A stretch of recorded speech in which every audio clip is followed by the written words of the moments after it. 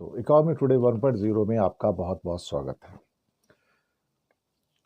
Budget के अंदर एक चीज बड़ी धूमधाम से अनाउंस की गई साहब, हम रेयर अर्थ पैदा करेंगे और करीब करीब 7.5 पौने 8 हजार करोड़ रुपए एलोकेट कर दिए गए और बहुत तालियां बजी पार्लियामेंट के अंदर साहब, बहुत पार्लियामेंट में तालियां बजी, मेजें थपथपा गई कि अब तो भारत को चीन के ऊपर डिपेंडेंट रहने की जरूरत ही नहीं है, अब हम खुद अपना रेयर अर्थ बनाएंगे।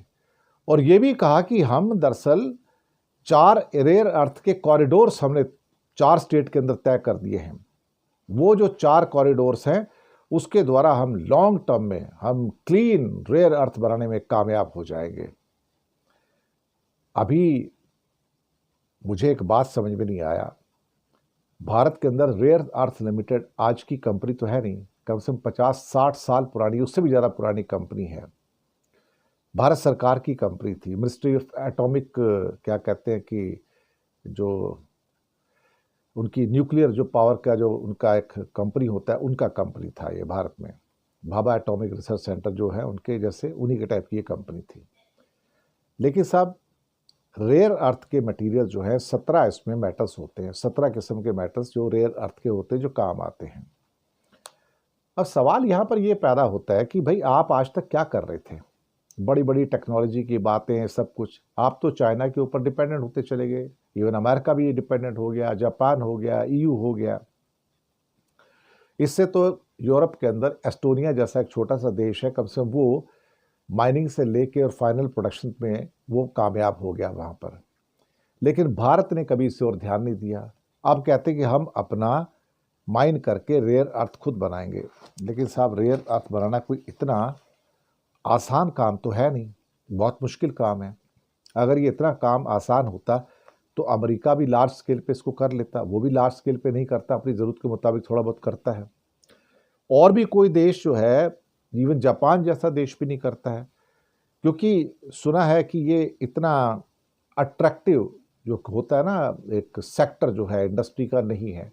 तो जब इंडस्ट्री का इतना अट्रैक्टिव सेक्टर नहीं है तो हमारे यहाँ जो सो कॉल्ड कहते हैं कि अडानी अंबानी जैसे लोग इस सेक्टर में भला क्यों आएंगे। अब बीच में कहा जा रहा है कि हाँ शायद नहीं, शायद हो सकता है अडानी इसमें आ जाए और आके रेयर अर्थ के कुछ चीज़ें बनाएंगे। लेकिन पता लग रहा है कि इसमें प्रॉफिटेबिलिटी तो बिल्कुल भी नहीं है। यहाँ तो सरकार को पैसा झोंकना पड़ता है, और वो भी चाइना के अंदर सरकार पैसा झोंकती है तब कहीं जाके रेयर अर्थ का प्रोडक्शन होता है। अब भारत ने 7,600 करोड़ तो डाल दिए, लेकिन 7,600 करोड़ से होता क्या भाई साहब?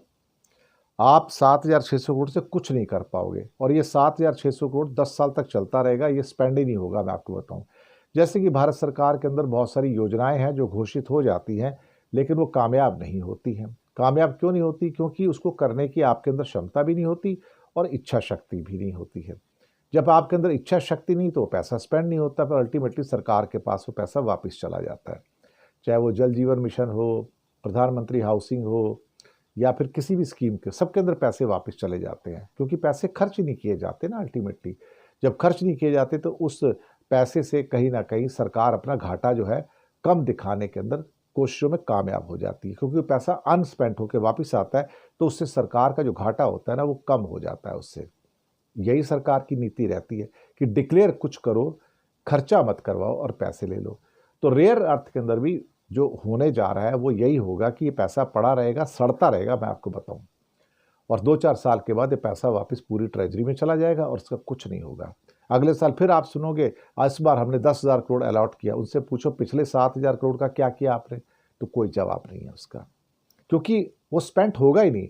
इंडिया के अंदर किसी की इच्छा शक्ति नहीं है कि कोई कंपनी आगे आए और रेयर अर्थ के मैग्नेट बनाए।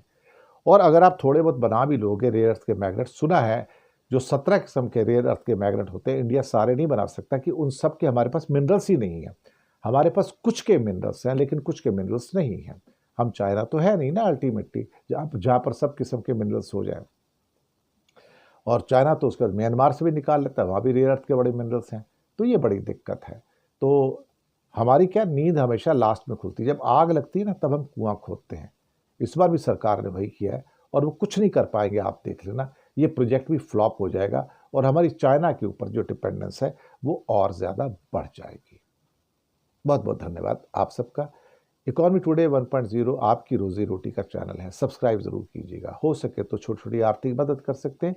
नीचे हमने आपके लिए UPI number, bank account number और साथ ही में जीपे और फोन पे के लिए मोबाइल नंबर दिया है। छोटी छोटी मदद करेंगे तो अच्छी रिसर्च बेस्ड पत्रकारिता को आगे बढ़ाने में आप हमारे मददगार भी बनेंगे। बहुत बहुत धन्यवाद आपका।